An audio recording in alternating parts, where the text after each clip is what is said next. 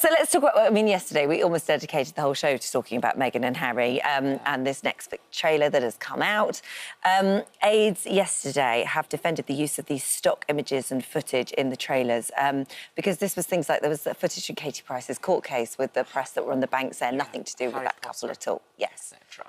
Well, I make documentaries, and it is true that they sometimes do use stock shots. However, I think in this situation, surely they have enough of their own, and they knew they were going to get scrutinised. Why did they not just use actual footage, that paparazzi of an event that they were at?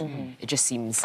I wouldn't blame them. I don't think they were responsible for it. I think it's the producers who've made the trailer, and particularly for the trailer, which frame by frame has been analysed and scrutinised.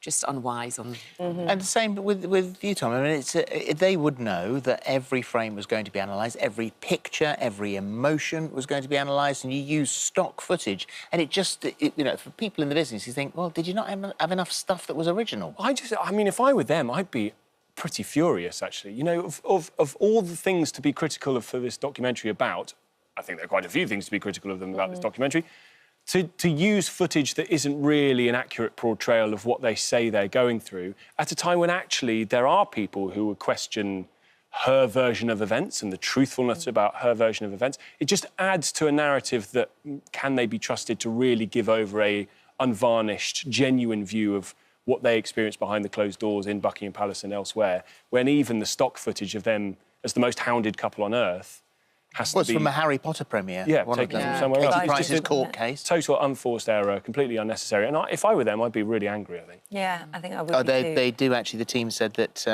Meghan and Harry did not have any editorial control over those trailers. The news came as Harry and Meghan yesterday received an award at the Robert F. Kennedy Ripple of Hope Award Gala in New York City for their work on racial justice and mental health. A lot being made about the fact that they flew in on a private jet, but nevertheless, you know, good award for them. How else are they supposed to get there? Can they drive from LA? You know, I think that we do kind of pick them apart over the smallest things, but I get it when they're looking at... I think they probably are scheduled flights. Oh, yes. Yes, but I don't know, they probably wouldn't go on them, I guess. But he has gone on them in the past. But I think they just need to step very carefully. They are being looked at under a microscope right now.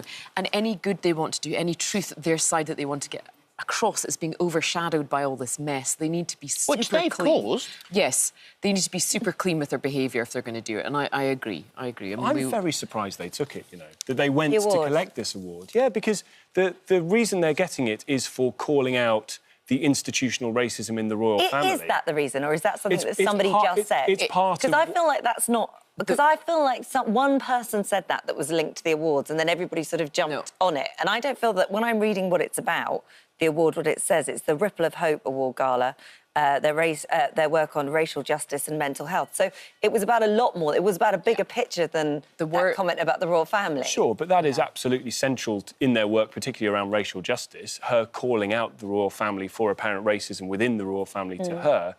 And again, it's just this treading carefully bit, isn't it? Are they genuine whistleblowers about what's been going on behind closed doors in the royal family? In which case, you know, history might be on their side, and all of the people who say, oh, my God, you can't talk about that, that's absolutely dreadful. You know, look at the thing that happened at the palace last week, where a woman was accosted about where are you from a member of the royal staff. Not the entire picture, I feel, on that story. And there is a 84-year-old lady who, you know, may have another side to the story. Oh, I'm sure. Is utterly broken by things that she may say were not necessarily the picture how she saw them. But you know, that story has been told the way it's been told, and I think that's the way it will probably stay. Well, there are two sides to everything, so if the good lady would like to come and talk to me on LBC about it, I'd be very, very welcome. Yeah, This